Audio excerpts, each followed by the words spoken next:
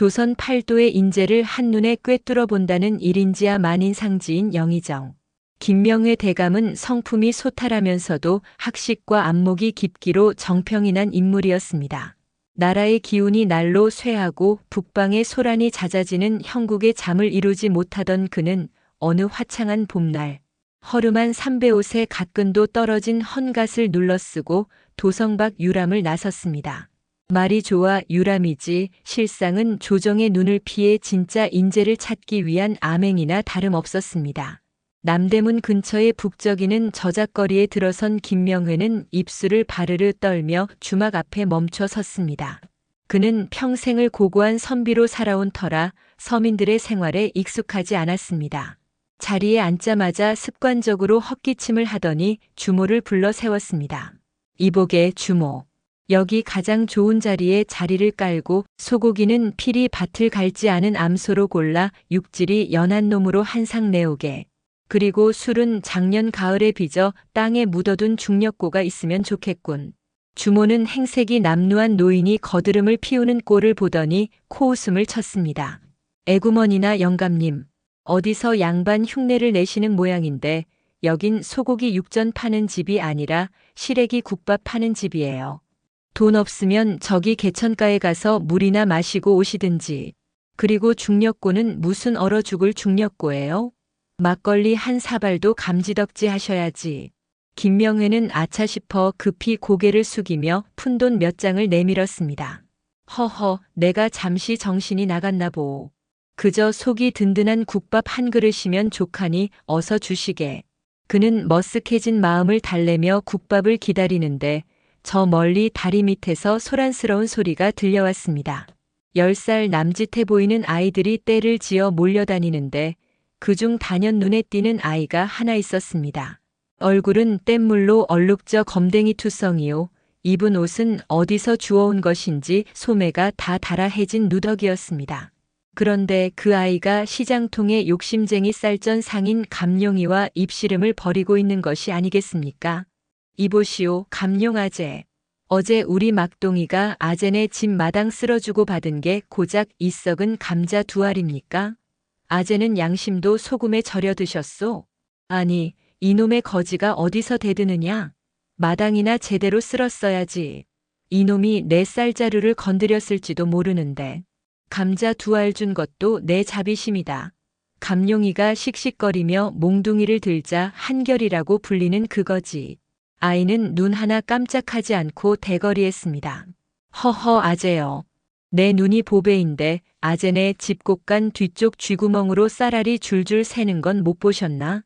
보구려? 내가 지금 가서 동네 사람들에게 그 구멍이 어디 있는지 다 알려주면 내일 아침이면 아재 곡간은 텅 빌 텐데. 그래도 괜찮겠소? 감룡이는 당황하며 얼굴이 불그락푸르락 변했습니다. 사실 곡간 뒷벽이 낡아 쌀이 조금씩 새고 있었는데 그걸 이 영악한 아이가 본 모양이었습니다. 결국 감룡이는 혀를 끌차며 제대로 된 쌀 한 바가지와 감자 몇 알을 더 내어주었습니다. 알았다, 이 맹랑한 놈아. 어서 가져가고 다시는 내 눈앞에 나타나지 마라. 한결이는 낄낄거리며 쌀 바가지를 품에 안고 동생들이 있는 다리 밑으로 뛰어갔습니다. 그 광경을 지켜보던 김명회는 국밥을 먹다 말고 숟가락을 놓았습니다. 아이의 말재주도 놀라웠지만 김명회의 눈에 들어온 것은 아이의 관상이었습니다.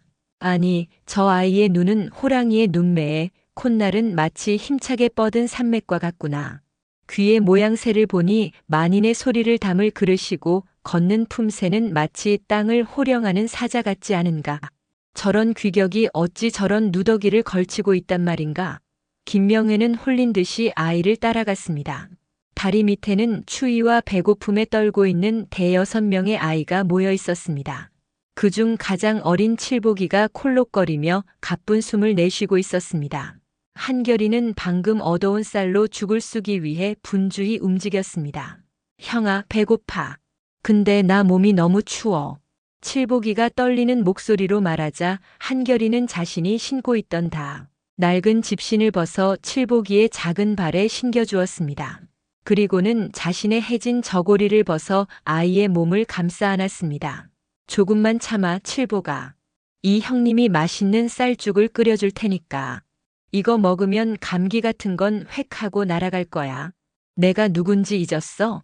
이 한양 땅에서 제일 까는 대장 한결이 아니냐?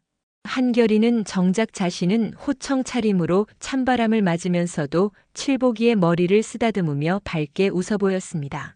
하지만 그의 눈가에는 아이에 대한 안쓰러움으로 물기가 살짝 서려 있었습니다. 형아는 안 추워? 형아 몸도 떨고 있잖아. 이놈아, 나는 몸에 열이 많아서 탈이다. 이 추위 정도야 대장부의 기계로 다 이겨낼 수 있지. 어서 한술 떠라. 김명회는 그 모습을 숨죽여 지켜보았습니다. 단순히 관상이 좋아서가 아니었습니다. 아이의 성품이 이미 백성을 품을 도량을 갖추고 있었던 것입니다. 김명회는 가슴 밑바닥에서 뜨거운 것이 올라오는 것을 느꼈습니다. 그는 더 이상 지체할 수 없다는 듯 다리 밑으로 성큼성큼 걸어 들어갔습니다. 아이들이 낯선 노인의 등장에 경계하며 한결의 뒤로 숨었습니다. 한결이는 날카로운 눈빛으로 김명회를 쏘아보았습니다. 할아버지는 누군데 여기로 오셨소? 우리 가진 거라곤 이죽 한 그릇뿐이니 뺏어갈 생각일랑 마시오. 할아버지 입성도 보아하니 우리랑 별반 다를 게 없어 보이는데 정 배고프면 저기 시장 끝에 가서 구걸이라도 해보구려. 김명회는 아이의 무례한 말투에도 허허 웃으며 대답했습니다. 내가 너희의 것을 탐내러 온 것이 아니다. 다만 내가 길을 잃어 잠시 이곳을 지나다 내 얼굴을 보고 걸음을 멈추었을 뿐이다. 아이 참, 할아버지도 참 싱겁긴. 제 얼굴에 뭐 묻었소? 뗏물 묻은 거면 아까 냇가에서 씻었으니 걱정 마쇼. 아니면 내 잘생긴 얼굴에 반해서 제자로 삼기라도 하시게. 한결이가 익살스럽게 가슴을 펴며 묻자 김명회는 진지한 표정으로 아이의 앞에 다가섰습니다.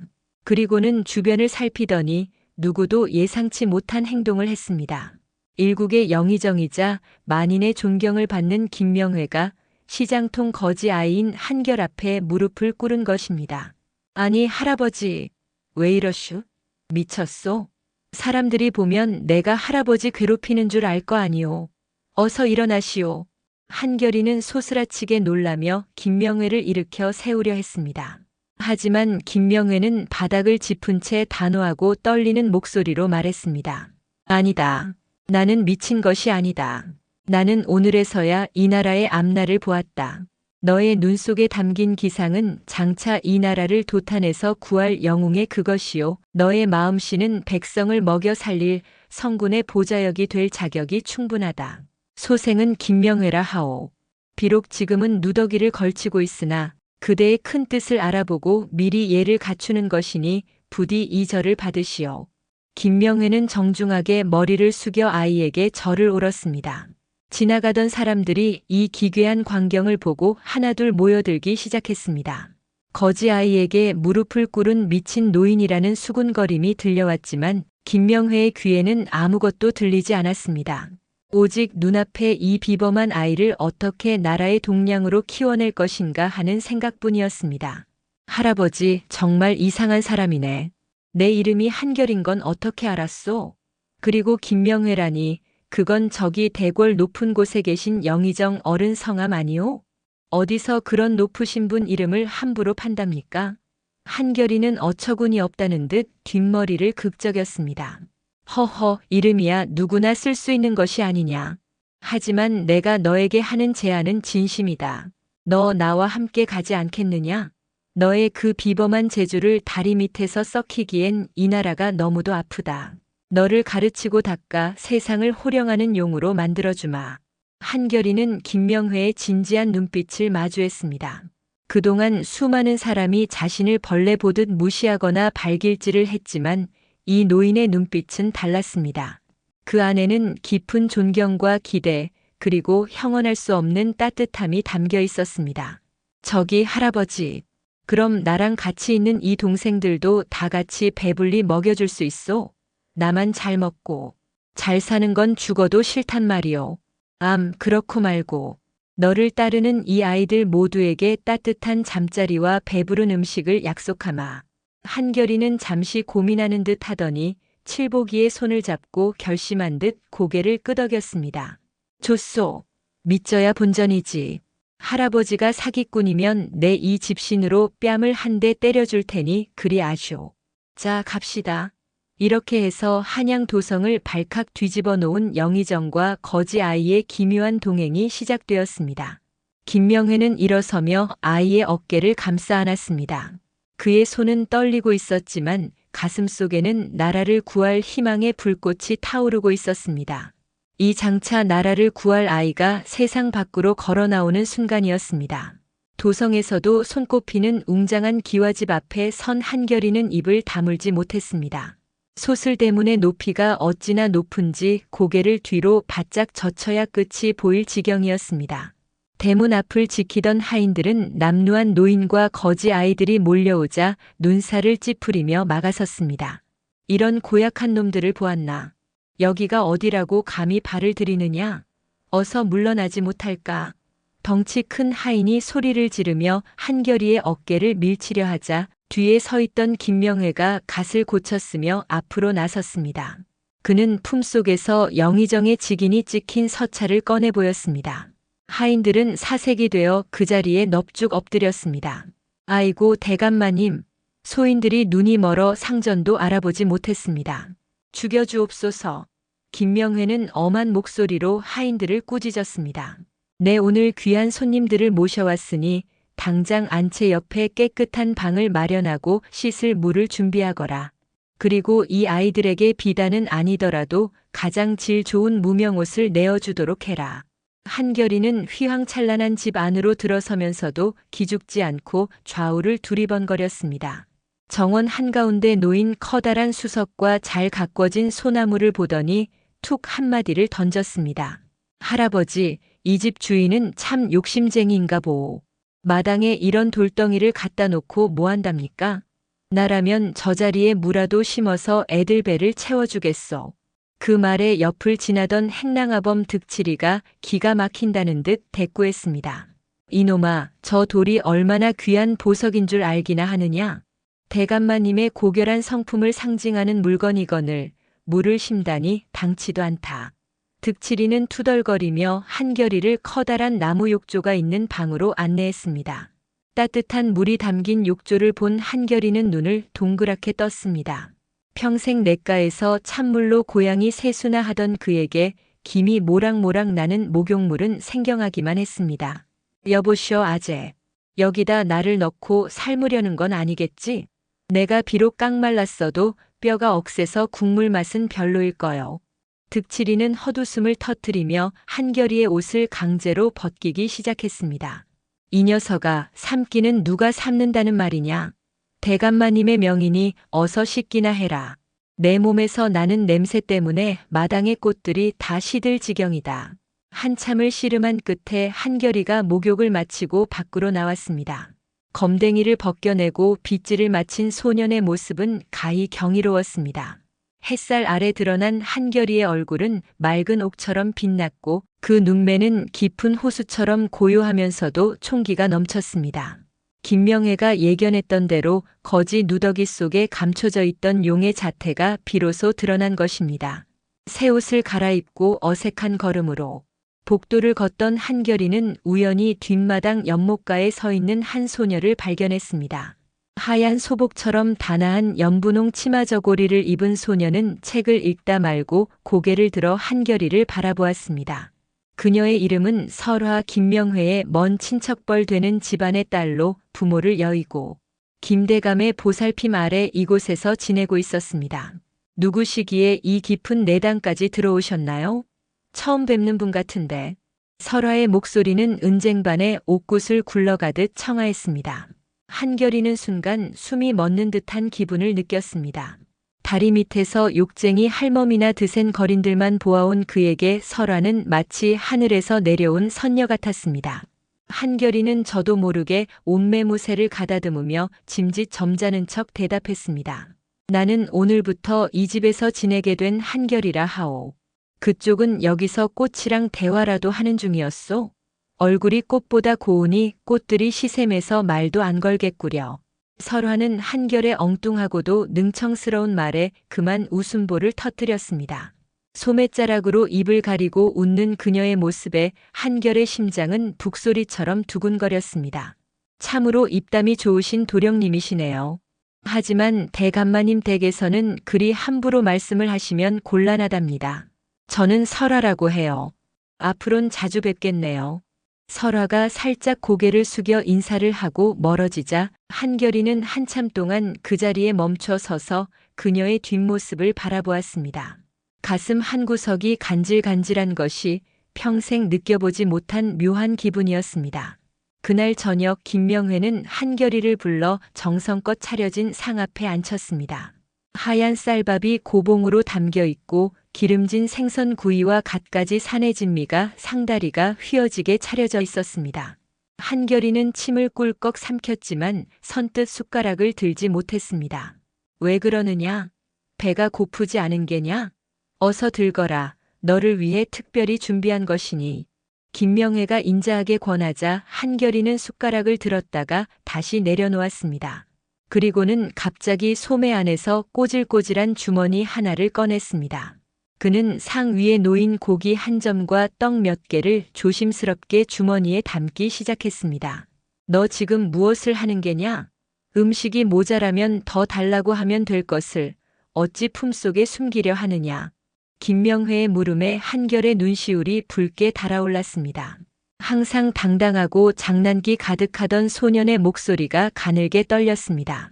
대감 할아버지, 저기 행랑채에 있는 내 동생들 말이요. 그놈들은 평생 이런 고기 냄새 한번 못 맡아보고 살았소. 나만 이렇게 좋은 방에서 씻고 앉아 흰 쌀밥을 먹으려니 목구멍에 밥알이 깔끄러워 넘어가질 않소. 칠복이는 아까부터 배가 아프다고 누워있는데 이 고기 한 점만 먹이면 금방 일어날 것 같아서 그렇소. 한결이는 참으려 애썼지만 끝내 눈물 한 방울이 툭 하고 밥그릇 위로 떨어졌습니다. 비록 비천한 신분으로 길바닥을 전전했으나 동생들을 아끼는 그 마음만은 그 어떤 사대부보다 깊고 숭고했습니다. 김명회는 그 모습을 보고 가슴이 뭉클해져 한결의 손을 따뜻하게 맞잡았습니다. 내 생각이 짧았구나. 내 마음이 이토록 깊은데 내가 세심하지 못했다. 걱정 마라. 이미 행랑채 아이들에게도 똑같은 상이 차려져 나갔느니라. 지금쯤 그 아이들도 배불리 먹고 있을 것이다. 정말입니까? 정말 칠복이도 이 고기를 먹고 있단 말이오? 그렇고 말고 내가 너와 약속하지 않았느냐. 너를 따르는 아이들 모두를 책임지겠다고. 그러니 이제 안심하고 너도 네 배를 채우거라. 내가 튼튼해져야 그 아이들도 끝까지 지켜줄 수 있는 것 아니겠느냐. 한결이는 그제야 안도의 한숨을 내쉬며 밥을 크게 한술 떠넣었습니다. 짭조름한 조기 살을 얹어 우물우물 씹는 소년의 얼굴에는 행복과 슬픔, 그리고 결연한 의지가 교차했습니다. 김명회는 그 모습을 지켜보며 확신했습니다. 이 아이는 단순히 머리가 좋은 것이 아니라 진정으로 사람을 사랑할 줄 아는 마음을 가졌음을 말입니다. 밤이 깊어지자 김명회는 한결이를 서재로 불렀습니다. 촛불 아래에서 김명회는 두꺼운 책 한 권을 내밀었습니다. 이제부터 너는 글을 배우고 무예를 닦아야 한다. 내가 가진 천부적인 관상과 기운은 그저 얻어지는 것이 아니다.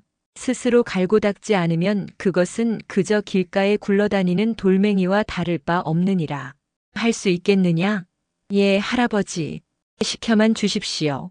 제가 이 다음에 커서 할아버지처럼 높은 분이 되면 이 세상 모든 거지 아이가 배 안 골게 만들어줄 거요. 그리고 저기 연못가에 사는 예쁜 아가씨한테도 부끄럽지 않은 사람이 될 겁니다. 한결이가 호기롭게 대답하자 김명회는 껄껄 웃음을 터뜨렸습니다. 오호, 벌써 우리 설화에게 마음을 뺏긴 게냐? 허허, 갈 길이 멀구나. 설화는 보통 내기가 아니니 내가 공부를 게을리하면 눈길조차 주지 않을 게다. 한결이는 주먹을 불끈 쥐었습니다. 비단옷이 아직은 몸에 맞지 않는 듯 헐렁거렸지만 소년의 가슴 속에서는 커다란 야망의 불꽃이 타오르기 시작했습니다. 그것은 단순히 신분 상승에 대한 욕망이 아니라 사랑하는 이들과 고통받는 이들을 지키고자 하는 순수한 열망이었습니다.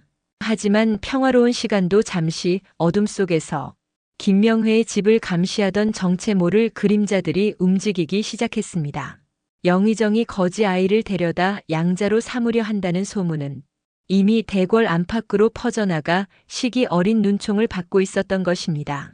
한양 도성의 아침 해가 김명회 대감의 집 기와지붕 위로 붉게 떠올랐습니다. 하지만 사랑방에서는 해 뜨는 풍경보다 더 처절한 사투가 벌어지고 있었습니다. 한결이는 빳빳하게 풀을 먹인 도포를 입고 갖가지 썼지만 책상 앞에 앉은 꼴이 마치 가시방석에 앉은 원숭이처럼 안절부절 못했습니다. 그의 앞에는 천자문책이 펼쳐져 있었고 손에는 붓이 들려 있었으나 붓끝에 묻은 먹물은 종이가 아닌 한결의 콧등에 먼저 자리를 잡았습니다. 하늘 천, 따지, 거물 현, 누를 황. 이보시오 훈장 어른. 하늘이 푸른 건 눈이 있으면 다 아는 사실이고 땅이 노란 건 작년 가뭄 때 보리가 말라 죽어봐서 잘 압니다. 그런데 이걸 왜 굳이 먹물로 종이에 그려가며 외워야 한단 말입니까? 차라리 이 시간에 마당에 나가 칼춤이라도 한 번 더 추는 게 나라 구하는데 빠르지 않겠소? 한결이가 붓을 팽개치며 투덜거리자 옆에서 지켜보던 김명회 대감이 헛기침을 하며 엄하게 타일렀습니다. 이놈아, 무예가 몸을 지키는 칼이라면 학문은 마음을 다스리고 세상을 읽는 칼이다. 그를 모르는 장수는 눈먼 호랑이와 같아 결국 적의 함정에 빠지기 마련이니라. 내가 진정으로 백성을 구하고자 한다면 저들의 아픔이 적힌 글자부터 읽을 줄 알아야 한다. 김명회 대감의 호통에 한결이는 입술을 삐죽이며 다시 붓을 들었습니다. 하지만 글자 하나를 적을 때마다 온몸을 비비꼬는 통에 방 안에는 한결의 신음소리만 가득했습니다. 그때 문 밖에서 사락거리는 옷자락 소리와 함께 은은한 매화 향기가 스며들었습니다. 문이 열리고 설화가 정성스럽게 쟁반을 들고 들어왔습니다. 대감마님, 도령님이 공부하시느라 기력이 쇠하실까봐 국화차와 다식을 조금 준비했습니다. 잠시 쉬어가며 하시는 게 어떨지요? 설화의 등장에 한결이는 언제 졸았냐는 듯 눈을 번쩍 떴습니다. 그는 급히 콧등에 묻은 먹물을 소매로 닦아내려 했으나 오히려 먹물이 번져 얼굴 전체가 판다처럼 까맣게 변해버렸습니다. 그 모습을 본 설화는 그만 웃음보가 터지고 말았습니다. 호호호 도령님, 얼굴에 무슨 그림을 그리신 건가요? 천자문을 외우라 했더니 얼굴에 온통 먹칠을 하셨네요. 한결이는 얼굴이 화끈거렸으나 짐짓 태어난 척 가슴을 폈습니다. 아, 이건 말이요. 이건 내가 글 공부의 깊이가 너무 깊어 먹물이 스스로 제 주인을 찾아온 것이요. 원래 대문 장가들은 얼굴만 봐도 그 학식이 드러나는 법이라지 않소. 한결이의 능청스러운 대꾸에 김명회 대감도 어이가 없다는 듯 허허 웃으며 방을 나섰습니다. 둘만 남게 되자 한결이는 슬며시 설화 곁으로 다가갔습니다. 설화는 수건을 꺼내 한결의 얼굴에 묻은 먹물을 조심스럽게 닦아주기 시작했습니다. 가까이서 마주본 설화의 눈동자는 마치 밤하늘에 별을 박아 넣은 듯 맑았습니다. 한결이는 심장이 터질 듯이 뛰어 숨을 쉴 수가 없었습니다. 설화 낭자는 어찌 그리 글을 잘 아오. 아까 보니 대감 할아버지랑 한시를 주고받더구려. 나는 이 글자만 보면 머릿속에 파리가 윙윙거리는 것 같은데 말이오. 설화는 수건을 거두며 쓸쓸한 미소를 지었습니다. 저희 아버님께서도 생전에 도령님처럼 호방한 분이셨지요. 늘 책을 가까이 하셨고 제게도 글을 가르쳐 주셨습니다. 하지만 아버님이 영모라는 누명을 쓰고 돌아가신 뒤로 제게 글은 그리움이자 아픔이 되었습니다. 이 글자들이 아니었다면 아버님의 마지막 유언조차 읽지 못했을 테니까요. 설화의 눈가에 순식간에 눈물이 고였습니다. 그녀는 고개를 떨구며 소매로 눈물을 훔쳤습니다. 당당하고 고결해 보이던 설화의 이면에 이런 깊은 슬픔이 숨어 있었다는 사실에 한결이는 가슴이 미어지는 것 같았습니다. 그는 다리 밑에서 배고픔에 떨던 자신보다 마음의 집을 잃고 떠도는 설화가 더 가엾게 느껴졌습니다. 한결이는 서투른 솜씨로 설화의 어깨를 토닥였습니다. 낭자, 울지 마시오. 내가 비록 지금은 글자 하나 제대로 못 적는 거렁뱅이 출신이지만 내 반드시 약속하겠소. 낭자의 아버님이 억울하게 돌아가신 그 진실을 내 손으로 밝혀내겠소. 그리고 다시는 낭자의 눈에서 이런 뜨거운 물방울이 떨어지지 않게 하겠소. 내 관상이 나라를 구할 관상이라지 않소? 나라를 구하는 놈이 정인 하나 못 지키겠소? 한결의 진심 어린 말에 설화는 눈물을 닦고 픽 웃음을 터뜨렸습니다. 정인이라니요, 도령님도 참. 누가 도령님의 정인이라는 말씀이셔요? 글 공부나 빼먹지 말고 하셔요. 그래야 나중에 제 억울함을 호소하는 상소문이라도 직접 쓰실 것 아니에요. 알겠소, 알겠소. 상소문이 아니라 낭자를 향한 연서부터 멋들어지게 써줄 테니 기다리시오.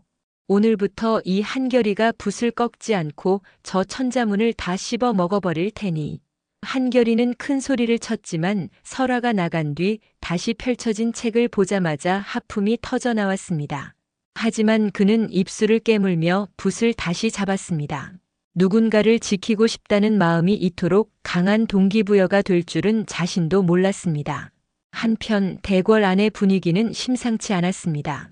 좌의정 박종달은 김명회가 시장통에 거지 아이를 데려다 양자로 삼았다는 소식을 듣고 비릿한 미소를 지었습니다. 그는 평소 김명회의 강직한 성품을 시기하여 그를 실각시킬 기회만 엿보고 있었습니다. 허허, 영의정 대감이 노망이 나도 단단히 나셨군. 왕실의 법도를 중시하는 이 나라에서 근본도 모르는 거지 새끼를 사대부의 반열에 올리려 하다니. 이건 유교의 근간을 흔드는 일이며 전하를 기만하는 행위다. 당장 사람을 붙여 그 아이의 뒤를 캐거라. 분명 뭔가 구린 구석이 있을 것이다. 박종달의 명을 받은 자객들과 첩자들이 어둠 속에서 움직이기 시작했습니다. 그들은 김명회의 집 담벼락을 넘나들며 한결의 일거수일투족을 감시했습니다. 며칠 뒤 한결이는 김명회 대감과 함께 저작거리로 나갔습니다. 민심을 살피기 위함이었으나 실상은 한결에게 현장의 정치를 가르치기 위한 김 대감의 배려였습니다. 그런데 갑자기 한 무리의 건달들이 시장통을 휘저으며 백성들을 괴롭히기 시작했습니다. 그들은 박종달이 보낸 수하들로 한결의 성질을 돋워 소란을 일으키려는 속셈이었습니다. 이보시오, 노인네. 길을 막지 말고 비키란 말이야. 어디서 이런 냄새 나는 거지를 데리고 다니는 거야? 건달 하나가 김명회의 어깨를 거칠게 밀치자 김대감은 바닥에 넘어질 뻔했습니다. 이를 본 한결의 눈에서 불꽃이 튀었습니다. 그는 재빨리 달려가 김대감을 부축하고는 건달 앞을 가로막았습니다.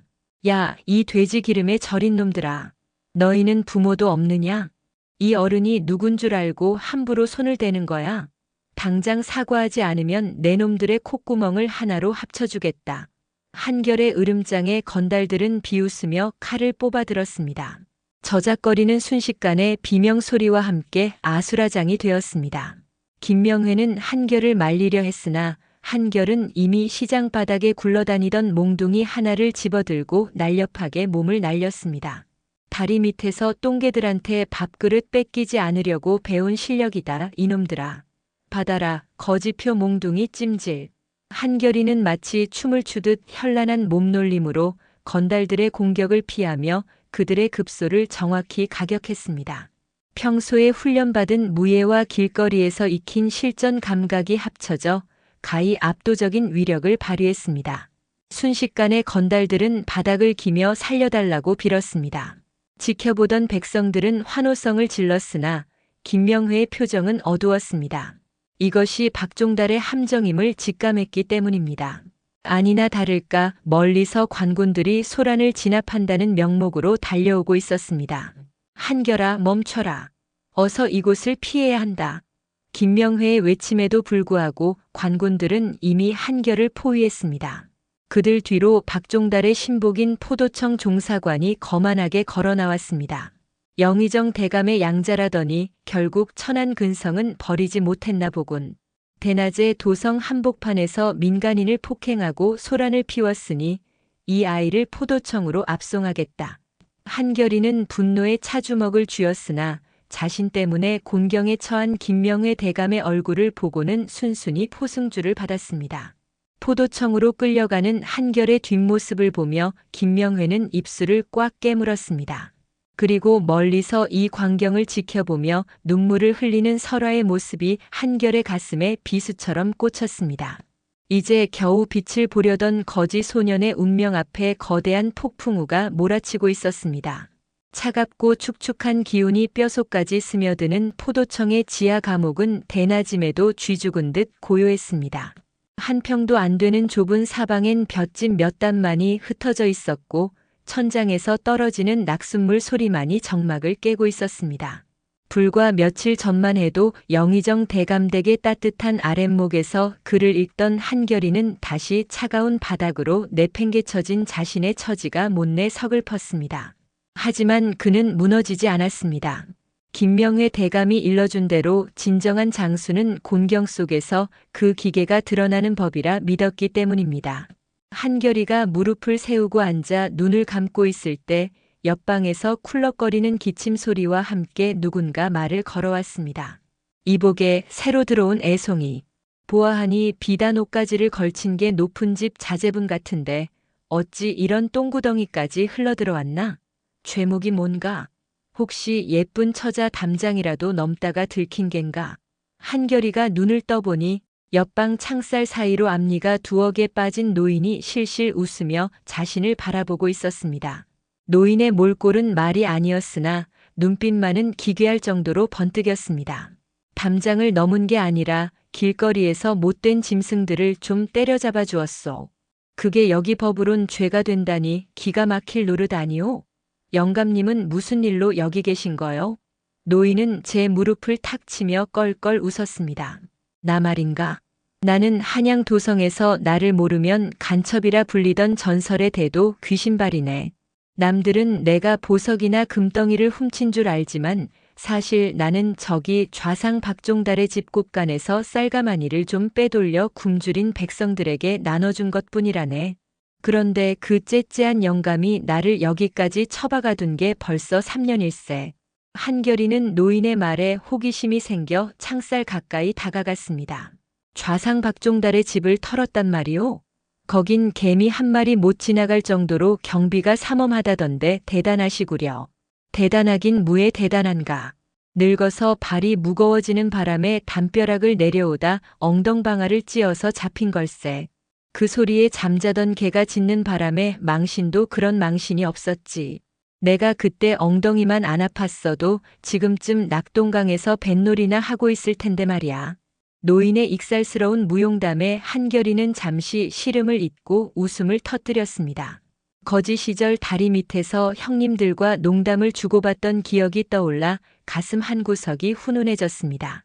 하지만 웃음도 잠시 옥사 안쪽에서 묵직한 발걸음 소리가 들려오더니 간수 하나가 다가와 한결의 옥문을 열었습니다. 이놈 죄인 한결은 나오너라. 종사관 나리께서 직접 신문을 하시겠단다. 한결이는 포승줄에 묶인 채 끌려나갔습니다. 신문장에는 박종달의 신복인 종사관 이형도가 서리빨 같은 기세로 앉아 있었습니다. 그는 한결을 내려다보며 차갑게 물었습니다. 네 이놈, 너는 천안 거지 출신임에도 영의정 대감의 이름을 팔아 도성에서 난동을 피우고 양민을 폭행했다. 내 뒤에 김명회 대감의 사주가 있었느냐? 사실대로 고하면 목숨만은 살려주마. 사주라니요? 저는 그저 길 가던 어르신을 괴롭히는 건달들을 막았을 뿐입니다. 그게 나라의 법도에 어긋나는 일이라면 이 나라의 법은 참으로 고약하기 짝이 없구려. 그리고 영의정 대감님은 제게 사람을 사랑하라고 가르치셨지 누굴 때리라고 시키신 적이 없소. 이놈이 끝까지 주둥이를 놀리는구나. 여봐라, 저놈을 틀에 묶고 주리를 틀어라. 매서운 형틀에 묶인 한결의 다리 사이로 굵은 막대기가 끼워졌습니다. 고통이 몰려올 것을 직감한 한결이는 눈을 질끈 감았습니다. 살이 찢어지는 고통 속에서도 그는 비명 한 번 지르지 않고 버텼습니다. 입술에서는 핏물이 흘러내렸지만 그의 눈빛은 오히려 더 형형하게 빛났습니다. 고통이 극에 달했을 때 갑자기 밖에서 요란한 소동이 벌어졌습니다. 누군가 급히 뛰어들어오더니 이형도의 귀에 대고 속삭였습니다. 이형도의 얼굴이 순식간에 굳어지더니 형을 멈추게 했습니다. 오늘 신문은 여기까지 하겠다. 저놈을 다시 옥에 가두어라. 다시 차가운 감옥으로 돌아온 한결이는 온몸이 만신창이가 되어 쓰러졌습니다. 그가 신음을 흘리며 정신을 잃어가고 있을 때 누군가 부드러운 손길로 그의 얼굴을 어루만졌습니다. 도령님 정신을 차려보셔요. 저예요, 설아예요. 꿈결 같은 목소리에 한결이가 천천히 눈을 떴습니다. 창살 너머로 설아가 눈물이 그렁그렁한 채 자신을 바라보고 있었습니다.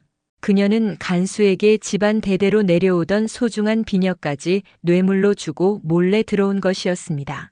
낭자, 여긴 어찌 오셨소? 위험하게 이런 곳까지 오면 안 된다고 하지 않았소. 도령님이 이렇게 되셨는데 제가 어찌 집에 편히 있겠어요. 대감마님께서는 지금 전하를 뵙기 위해 궁궐 앞에서 석고대죄를 하고 계십니다. 도령님은 잘못이 없으니 조금만 더 견뎌주셔요. 설화는 품속에서 정성스럽게 싼 보따리를 꺼냈습니다. 그 안에는 한결이가 평소 좋아하던 따끈한 주먹밥과 상처에 바를 연고가 들어 있었습니다. 그녀는 창살 사이로 손을 뻗어 한결의 상처 입은 손을 꼭 잡았습니다. 도령님 기억하시나요? 저번에 제게 하셨던 약속 말이에요. 제 억울함을 풀어주시고 다시는 눈물 흘리지 않게 해주시겠다고 하셨잖아요. 그 약속 지키시려면 여기서 쓰러지시면 안 돼요. 한결이는 설화의 따뜻한 손길에 가슴이 뭉클해졌습니다.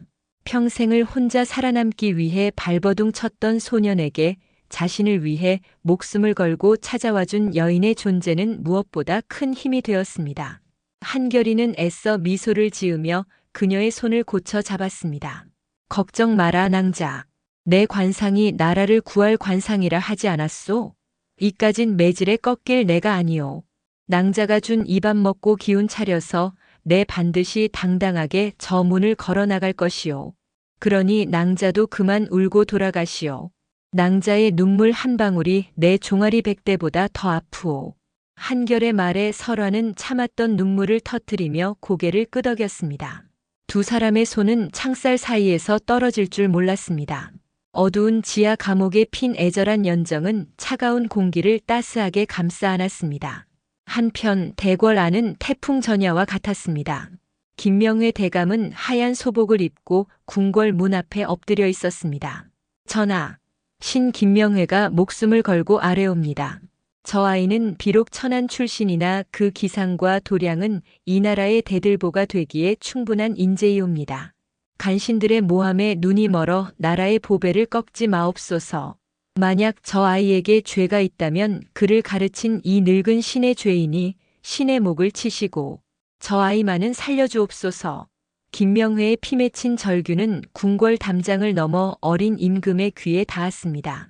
임금은 평소 신뢰하던 김명회의 간청과 조정 내에서 벌어지는 박종달의 전횡 사이에서 깊은 고민에 빠졌습니다.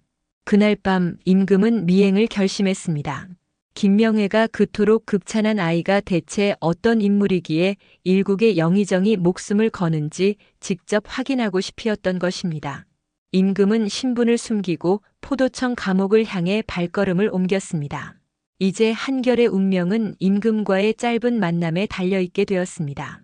나라의 운명을 바꿀 거대한 수레바퀴가 천천히 움직이기 시작한 밤이었습니다.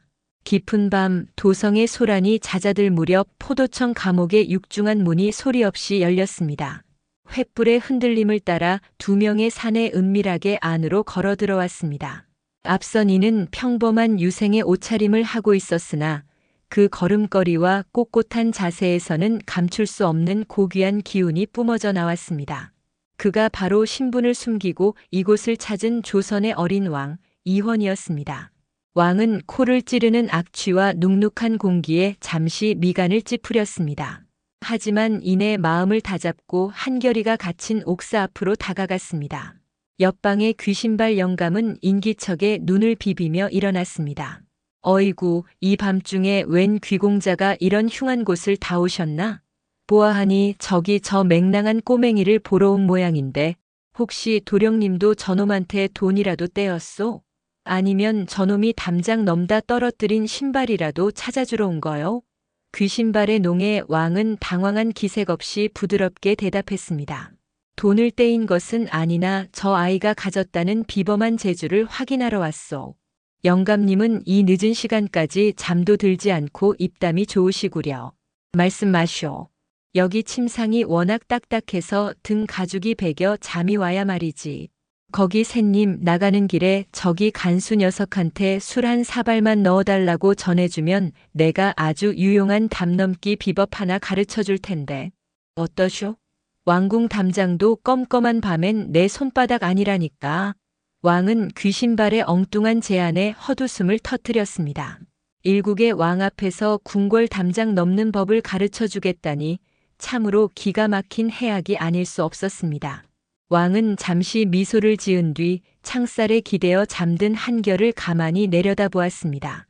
매질의 흔적이 역력한 소년의 얼굴은 창백했지만 자는 와중에도 미간을 살짝 찌푸린 모습이 무언가 중대한 결심을 품고 있는 듯 보였습니다. 한결아, 손님이 오셨다. 일어나 보거라. 함께 온 내관의 목소리에 한결이가 천천히 눈을 떴습니다. 그는 눈앞에 낯선 사내를 보고도 당황하지 않았습니다. 오히려 그 맑은 눈동자로 사내의 얼굴을 찬찬히 뜯어보았습니다. 한참을 지켜보던 한결이가 갑자기 옥바닥에 꿇어앉아 머리를 조아렸습니다. 일개 거지 출신 죄인이 이 나라의 지존을 베나이다. 소인이 미처 예우를 갖추지 못했으니 벌을 내려주십시오.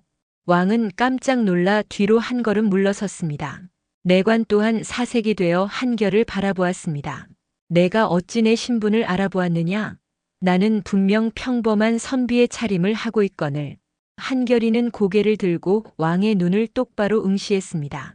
그 눈빛은 감히 신하가 군주를 대하는 두려움보다는 같은 길을 걷는 동반자를 만난 듯한 깊은 신뢰가 담겨 있었습니다. 옷은 가릴 수 있어도 사람의 기운은 가릴 수 없는 법입니다. 대감 할아버지께 배운 관상법에 이르기를 이마가 하늘을 받드는 기둥 같고 눈동자가 해와 달처럼 빛나며 그 걸음걸이가 대지에 뿌리를 내린 산과 같은 자는 오직 만백성의 어버이뿐이라 했습니다. 전하의 관상은 지금 비록 근심에 잠겨 있으나 장차 이 나라를 반석 위에 올릴 성군의 상이옵니다. 왕은 한결의 통찰력에 소름이 돋는 것을 느꼈습니다. 김명애가 왜 그토록 이 아이에게 집착했는지 비로소 이해가 가는 대목이었습니다. 왕은 옥 창살에 가까이 다가가 낮게 물었습니다. 그래, 관상을 볼 줄 아는 내가 보기에 이 나라의 형편은 어떠하냐? 저작거리의 소문이 아니라 내가 직접 다리 밑에서 보고 느낀 백성의 얼굴을 내게 말해보거라. 한결의 눈시울이 순식간에 붉어졌습니다. 그는 감옥 바닥을 손가락으로 긁으며 떨리는 목소리로 말을 이어갔습니다. 전하, 제가 본 백성들의 얼굴은 관상이 아니라 그냥 상처였습니다. 작년 겨울 제 옆에서 잠들었던 7살 먹은 칠득이라는 아이가 있었습니다. 그 아이는 배가 고파 우는 것이 아니라 추위 때문에 눈물이 얼어붙어 울지도 못하고 제 품에서 식어갔습니다. 그 아이의 마지막 얼굴은 평온한 것이 아니라 왜 자기가 죽어야 하는지도 모르는 억울함으로 가득했습니다. 한결이는 소매로 눈물을 닦아내며 왕을 원망하듯 바라보았습니다. 전하께서 궁궐 높은 곳에서 정사를 돌보실 때 저 다리 밑에서는 아이들이 쥐가 갉아먹다 남은 개떡 하나를 두고 목숨을 걸고 싸웁니다. 관리가 무서운 게 아니라 내일 아침 눈을 뜨지 못할까봐 무서워하는 것이 백성의 민낯입니다. 만약 제가 장차 나라를 구하는 인재가 된다면 저는 법도나 예절보다 먼저 아이들의 뱃속을 채우는 따뜻한 밥 한 그릇부터 지어 올릴 것입니다. 배가 불러야 임금의 은덕도 보이고 몸이 따뜻해야 나라의 법도 들리는 법이니까요. 소년의 처절한 고백에 왕은 가슴을 무언가로 얻어맞은 듯한 충격을 받았습니다. 수많은 대신이 공자와 맹자를 논하며 백성을 위한다고 말했지만 이토록 생생하고 아픈 진실을 전해준 이는 없었습니다.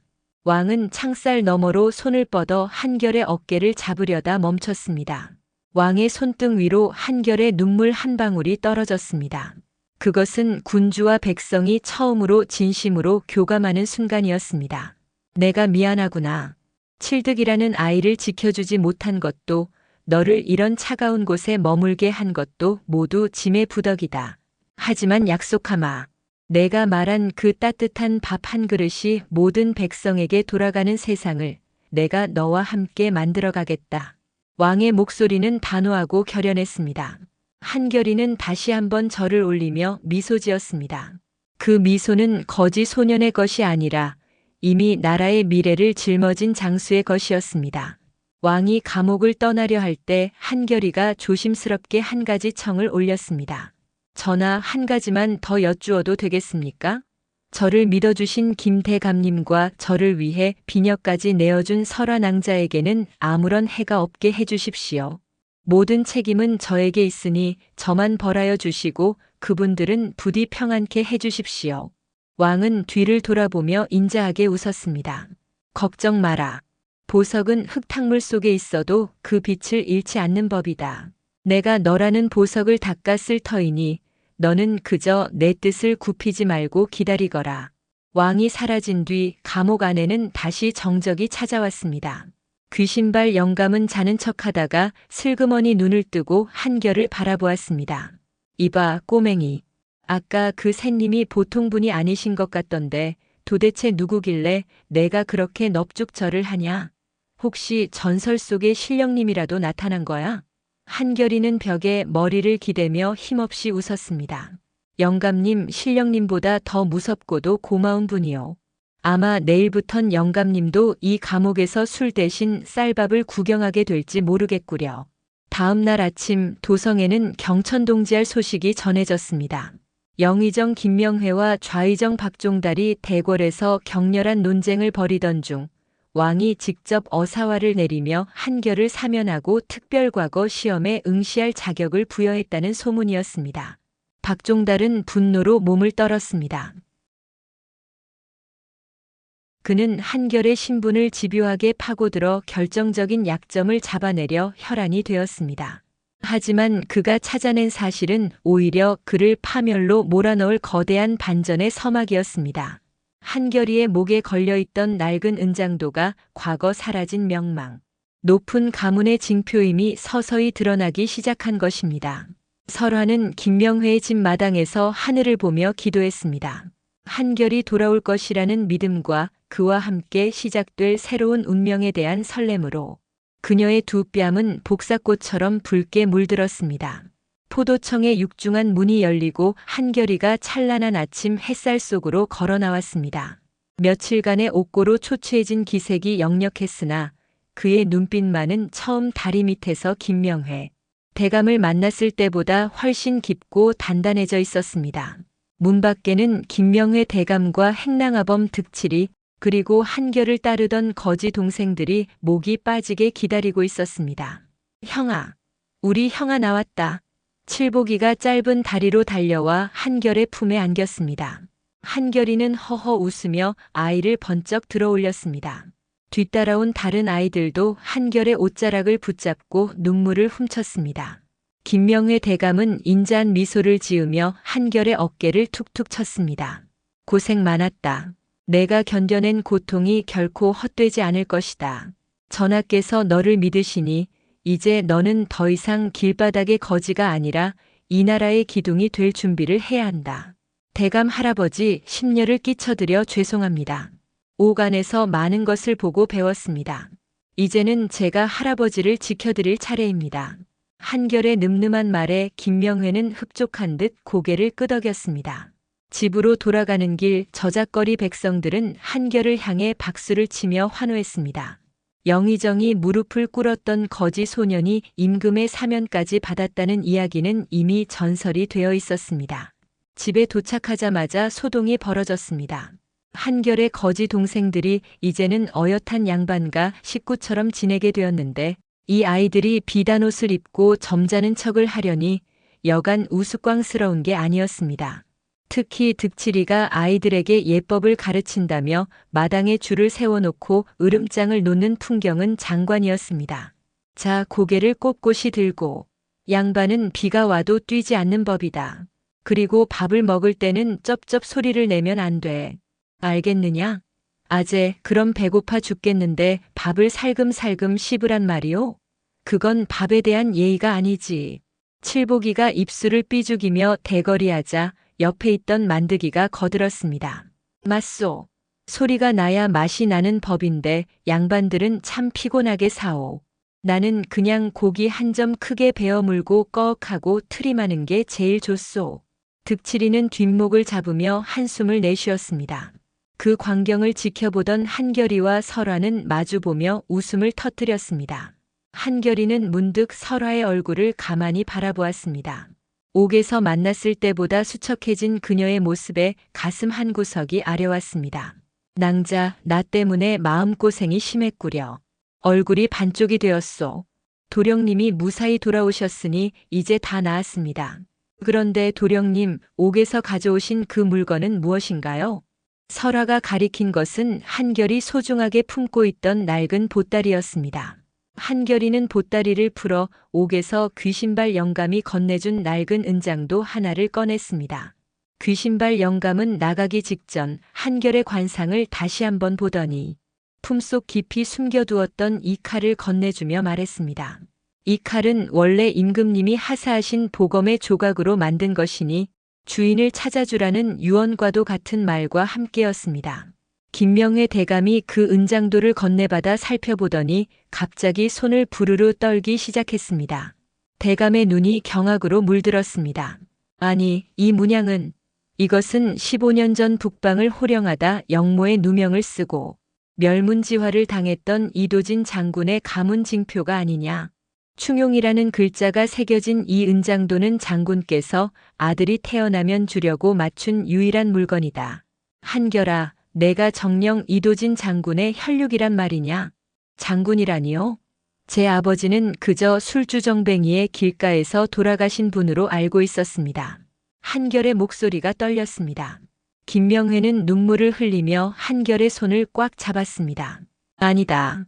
내 아버지는 이 나라 최고의 명장이셨다. 간신 박종달의 무리가 내 아버지를 시기하여 영모로 몰았고 장군께서는 가문의 마지막 핏줄인 너를 살리기 위해 충직한 부하에게 너를 맡기셨던 계단. 그 부하가 술로 세월을 보내다 너를 길가에 남겨둔 모양이구나. 세상에, 내가 꿈에 그리던 장군의 아들을 이런 인연으로 만나다니. 한결이는 멍하니 은장도를 바라보았습니다. 자신이 왜 그토록 칼싸움을 좋아했는지, 왜 무예를 배울 때 남들보다 수십 배는 빨랐는지 이제야 이해가 갔습니다. 그의 몸속에는 구국의 영웅이라 불리던 장군의 피가 흐르고 있었던 것입니다. 억울하게 죽어간 부모님의 얼굴도 모른 채 거지로 살아온 세월이 주마등처럼 스쳐 지나갔습니다. 아버지, 어머니, 제가 그것도 모르고 배고프다고 투정만 부리며 살았습니다. 한결이는 마당 한복판에서 대궐이 있는 방향을 향해 엎드려 통곡했습니다. 그 울음소리는 서럽고도 웅장하여 집안의 모든 사람이 함께 눈시울을 붉혔습니다. 설화는 한결의 곁에 무릎을 꿇고 앉아 그의 떨리는 어깨를 감싸 안았습니다. 그녀 또한 아버지를 잃은 슬픔을 알기에 두 사람의 눈물은 마당에 흙을 적시며 하나로 섞였습니다.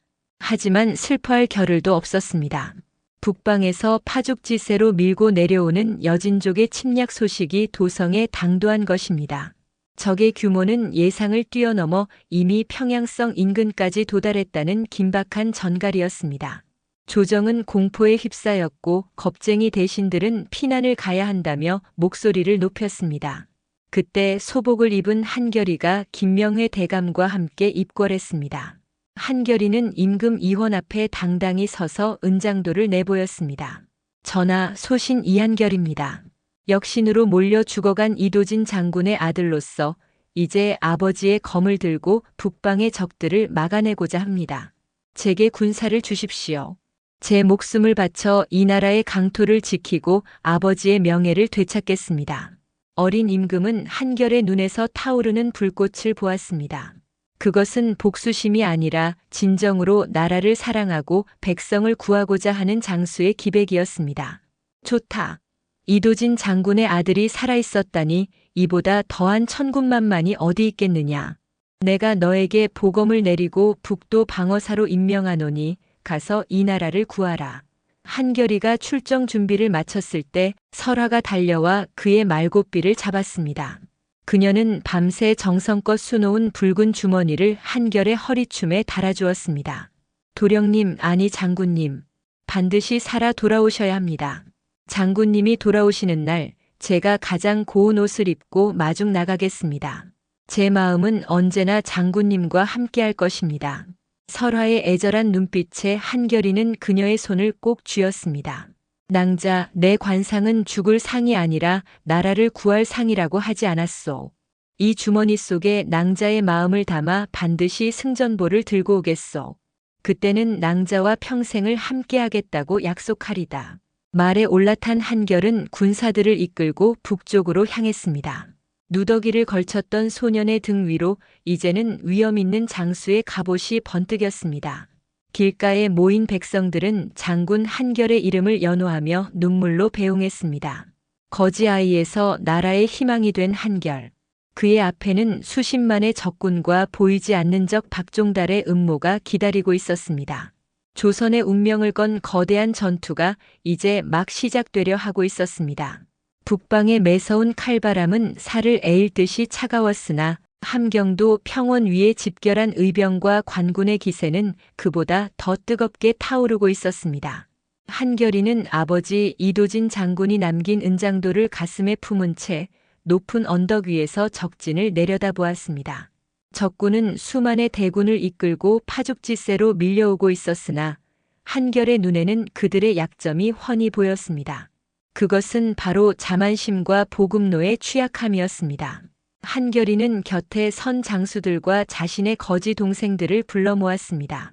이제는 어엿한 군관의 복색을 갖춘 칠보기와 만드기가 긴장된 표정으로 섰습니다. 한결이가 장난기 섞인 목소리로 입을 열었습니다. 얘들아, 너희 기억나느냐? 예전에 남대문 시장에서 감룡 아젠의 쌀과 많이 훔칠 때 썼던 그 기술 말이다. 한 놈이 앞에서 춤추고 꽹과리 쳐서 눈 돌려놓고 다른 놈들이 뒤로 가서 쌀자루 째던 그 기막힌 재주 말이야. 만드기가 씩 웃으며 투국군을 조여맸습니다. 형님, 그걸 어찌 잊겠소? 제가 그때 엉덩이춤 하나로 온 시장 사람들을 다 홀리지 않았습니까? 이번에도 오랑캐 놈들 앞에서 춤이라도 한판 출까요? 한결이는 만득의 어깨를 치며 껄껄 웃었습니다. 그래, 바로 그거다. 이번엔 쌀자루가 아니라 적들의 굴량미를 째는 거다. 만득이 너는 정예병을 이끌고 적의 보급고 뒤쪽으로 잠입해라. 소리를 내지 말고 조용히 불을 지른 뒤 우리가 평소 하던 대로 불이야 대신 호랑이 나간다라고 소리를 지르는 거다. 적들이 당황할 때 내가 정면에서 들이치겠다. 이 기발하고도 익살스러운 작전에 긴장했던 장수들도 참았던 웃음을 터뜨렸습니다. 격식에 얽매이지 않는 한결의 지략은 전쟁터에서도 빛을 발했습니다. 그날 밤 적진의 후방에서 치솟는 불길과 함께 정체 모를 괴성이 울려 퍼졌습니다. 당황한 여진족 군사들이 우왕좌왕하는 사이 한결이가 이끄는 기병대가 마치 번개처럼 적의 심장부를 꿰뚫었습니다. 이놈들, 조선의 땅을 밟은 대가가 얼마나 혹독한지 내 놈들의 목숨으로 갚게 해주마. 한결의 함성은 대지를 흔들었습니다. 그는 선봉에서 적장을 단칼에 베어 넘기며 전장을 휘저었습니다. 아버지의 피를 이어받은 그의 검술은 가히 신기에 가까웠고 백성 출신 병사들은 자신들의 대장인 한결을 믿고 사력을 다해 싸웠습니다. 결국 무적이라 자만하던 오랑캐 대군은 하루아침에 괴멸하여 북쪽으로 도망치기에 바빴습니다. 승전의 소식은 며칠 뒤 한양 도성에 당도했습니다. 백성들은 거리로 쏟아져 나와 만세를 불렀습니다. 하지만 승리의 기쁨도 잠시 조정에서는 박종달이 최후의 발악을 하고 있었습니다. 그는 한결이 북방에서 군사를 제멋대로 부려 영모를 꾀하려 한다는 거짓 상소를 올리며 왕을 압박했습니다. 그때 갑옷의 적들의 피가 채 마르지 않은 한결이가 대궐 안으로 성큼성큼 걸어 들어왔습니다. 그의 손에는 적장의 머리가 아니라 박종달이 여진족 추장과 내통하며 나라를 팔아넘기려 했던 밀서가 들려 있었습니다. 이는 귀신발 영감이 옥중에서 한결에게 알려준 박종달의 비밀 금고 위치를 통해 찾아낸 결정적인 증거였습니다. 전하, 여기 나라를 좀먹고 외적과 내통한 진짜 역적의 증거가 있나이다. 신 이한결 목숨을 걸고 이 간신배를 처단해달라 청하옵니다. 박종달은 사색이 되어 바닥에 주저앉았습니다. 왕 이원은 분노하여 상을 내리쳤습니다. 여보라, 저 추악한 역적 박종달을 당장 끌어내어 의금부로 압송하라. 가문의 가산을 몰수하고 삼족을 멸하여 다시는 이 땅에 발을 붙이지 못하게 하라. 박종달이 비명을 지르며 끌려나가는 모습에 조정은 숙연해졌습니다. 왕은 한결에게 다가가 그의 손을 따뜻하게 잡았습니다. 그대가 아니었다면 이 나라는 이미 사라졌을 것이다. 이도진 장군도 지하에서 아들을 대견해 하실 터이니 이제 그대의 가문을 다시 일으키고 정승의 반열에 오르도록 하라. 전하, 과분한 은혜이옵니다. 하지만 저는 정승의 자리보다 더 귀한 것을 찾으러 가야겠습니다. 한결이는 왕의 허락을 받고 궁을 나와 김명회 대감의 집으로 달려갔습니다. 대문 앞에는 설화가 지난번 약속했던 대로 세상에서 가장 고운 연분홍 치마저고리를 입고 서 있었습니다. 그녀의 눈에는 이미 눈물이 가득 고여 있었습니다. 한결이는 말에서 뛰어내려 그녀에게 다가갔습니다. 낭자, 내가 늦지 않았소? 나라를 구하고 돌아오겠다는 약속, 그리고 낭자를 지키겠다는 약속을 지키기 위해 단 한순간도 쉬지 않고 달려왔소. 설화는 한결의 품에 안겨 참았던 울음을 터뜨렸습니다. 한결의 갑옷에 묻은 흙과 피냄새조차 그녀에게는 세상에서 가장 그리운 향기였습니다. 도령님, 아니 장군님, 살아 돌아오셔서 정말 고맙습니다. 매일 밤 달을 보며 기도했습니다. 장군님이 계시지 않는 세상은 제게 아무런 의미가 없었으니까요. 한결이는 설화의 젖은 뺨을 부드럽게 닦아주며 그녀의 이마에 조심스럽게 입을 맞추었습니다. 두 사람의 재회는 지켜보던 김명회 대감과 하인들의 마음까지 뭉클하게 만들었습니다. 김명회는 수염을 쓰다듬으며 흐뭇한 눈물 한 방울을 흘렸습니다. 허허, 내 관상이 틀리지 않았구나. 저 아이는 나라만 구한 것이 아니라 사랑하는 이의 마음까지 구했으니 이보다 더 큰 영웅이 어디 있겠는가. 그로부터 몇 달 뒤 김명회 대감의 집에서는 성대한 혼례가 치러졌습니다. 신랑 한결은 늠름한 장군의 위엄을 갖추었고 신부 설화는 이 세상에서 가장 아름다운 여인이 되어 있었습니다. 축하하러 온 손님들 중에는 다리 밑에서 함께 지내던 거지 친구들도 있었고 옥에서 만난 귀신발 영감도 왕의 특사로 풀려나 자리를 빛냈습니다. 혼례가 끝난 뒤 한결이는 김명회 대감 앞에 무릎을 꿇었습니다. 처음 만났을 때 대감이 자신에게 무릎을 꿇었던 것처럼 이번에는 한결이 진심을 담아 머리를 조아렸습니다.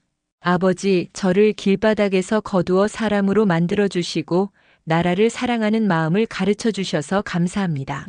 아버지가 아니었다면 저는 평생 다리 밑에서 배고픔을 달래며 사라졌을 것입니다. 김명회는 한결을 일으켜 세워 꼭 껴안아 주었습니다. 아니다. 너는 이미 하늘이 점지해준 용이었다. 나는 그저 너의 비늘에 묻은 흙을 털어준 것뿐이다. 이제 내가 이 나라의 백성들을 따뜻하게 보살피는 진정한 어버이가 되어다오. 세월이 흘러 한결은 영의정의 자리에 올랐으나 결코 초심을 잃지 않았습니다. 그는 궐 밖으로 나갈 때마다 화려한 가마 대신 낡은 집신을 신고 백성들의 삶을 살폈습니다. 특히 해마다 겨울이 되면 도성 안의 모든 가난한 아이에게 따뜻한 쌀밥과 옷을 나누어 주었습니다. 사람들은 그런 그를 가리켜 거지들의 왕이자 만백성의 어버이라 부르며 칭송했습니다. 한결과 설화는 슬하의 자녀를 두고 평생을 서로 아끼며 살았습니다. 깊어가는 가을밤 한결은 설화와 함께 마당 연못가에 앉아 옛날 다리 밑에서 보았던 그 밝은 달을 바라보았습니다. 낭자, 내가 그때 주막에서 주모한테 소고기 육전 달라고 떼쓰던 영감님 관상을 보고 단번에 알아차렸지 뭐요. 이분이 내 인생을 바꿔줄 귀인이라는 걸 말이요. 설화는 한결의 어깨에 머리를 기대며 빙그레 웃었습니다. 어머나, 그때는 영감님이 미쳤다고 하더니 이제 와서 관상을 보셨다고 하시는 건가요? 장군님의 너스레는 예나 지금이나 여전하시네요. 두 사람의 웃음소리가 담장을 넘어 밤하늘로 퍼져나갔습니다. 다리 밑에 거지 소년이 나라를 구하고 진정한 사랑을 이룬 이 이야기는 훗날까지 백성들의 입을 통해 전해지며 희망의 등불이 되었습니다. 사람의 겉모습 속에 감춰진 보석을 알아본 영의정의 해안과 그 믿음에 보답하여 스스로를 갈고 닦은 소년의 의지가 만들어낸 아름다운 기적이었습니다.